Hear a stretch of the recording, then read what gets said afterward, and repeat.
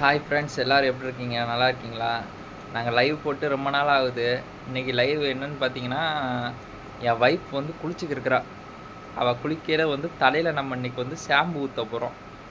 அவள் என்ன ரியாக்ட் பண்ணுறான்னு பார்ப்போம்.